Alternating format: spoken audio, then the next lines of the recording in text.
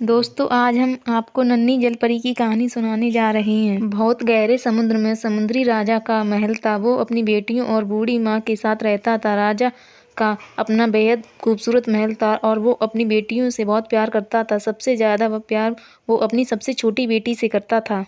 इस समुद्री राज का एक नियम था कि जो भी राजकुमारी 18 साल की हो जाती थी उसे समुद्र की सतह पर जाने का मौका मिलता था। उससे पहले कोई भी राजकुमारी सतह पर नहीं जा सकती थी। राजा की 5वीं बेटी की सालगिरह का मौका था। सभी बहुत खुश थे। राजकुमारी को भी सभी जन्मदिन की बधाई दे रहे थे। राजा ने ऐलान किया कि मरीना अब 18 साल की हो गई है और उसे सतह पर जाने की इजाज़त दी जाती है ताकि वो बाहरी की दुनिया, धूप व इंसानी दुनिया देख सके, अपना आनंद ले सके। राजा ने साथ ही मरीना को आगाह भी किया कि सागर की दुनिया इंसानी दुनिया से बहुत अलग होती है, इसलिए वो इंसानों के करीब न जाए और समय रहते अपनी दुनिया में लौट आए।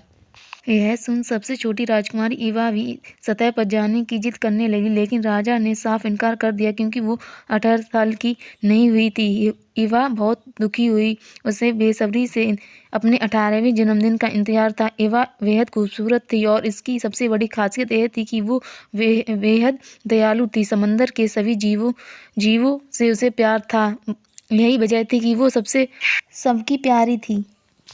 ईवा को इंसानों के बारे में जानने का बहुत शौक था। वो अक्सर अपनी दादी माँ से इन्हीं के बारे में पूछती रहती। एक बार यूं ही उसने पूछा कि क्या इंसान हमारी तरह ही होते हैं?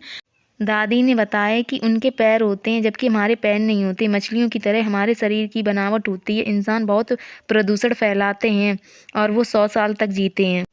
इसी तरह समय बीतता गया। ईवा 18वां जन्मदिन आ गया। उसे सबने बधाई दी और वो बहुत उत्सुक थी। आखिर जिस पल का वो इंतजार था वो पल आ ही गया। राजा ने कहा कि मैं तुम्हें बाहरी दुनिया दिखा लाता हूँ, पर ईवा ने कहा कि बाकी सब अकेले गए तो वो भी अकेली ही जाना चाहती है। इतने में उसके दोस्त श्रिप ने राजा से कहा कि वो उसका ख्याल रखेगा। राजा ने कहा कि सूर्यास्त से पहले लौट आना। ईवा तेजी से इस सतह की ओर चल पड़ी। बाहर जाते ही वो मंत्रमुग्ध हो गई। इस नई दुनिया को उसे मोहित कर लिया। इतने ही में ही उसे एक जहाज नजर आया। उसमें एक युवक बैठा था। राजकुमारी ने श्रिप से पूछा, यह क्या चीज़ है? फिर उसने देखा कि वो युवक तो बिल्कुल उसके गुड्डे जैसा ही है। श्रिप ने बताया कि वो राजकुमार है और शायद अपना जन्मदिन मनाने आया है। ईवा राजकुमारी की खूबसूरती से मोहित हो गई थी और वो गाना गाने लगी। इतने में ही तूफान आ गया। आसमान में काले बादल छा गए और तेज लहरों के बीच राजकुमार का जहाज फंस गया और समुद्र में डूब गया। ईवा ने देखा तो वो राजकुमार को बचाने चल पड़ी और वो कामयाब भी रही। कुछ लड़कियां वहां से गुजर रही थीं और उन्होंने देखा कि राजकुमार वहां बेहोश था। इतने में राजकुमार को भी होश आ गया और उसने देखा कि एक खूबसूरत लड़की वहां खड़ी है। राजकुमार ने उसे अपनी जान बचाने के लिए धन्यवाद कहा। राजकुमार उसे अपना दिल दे बैठा।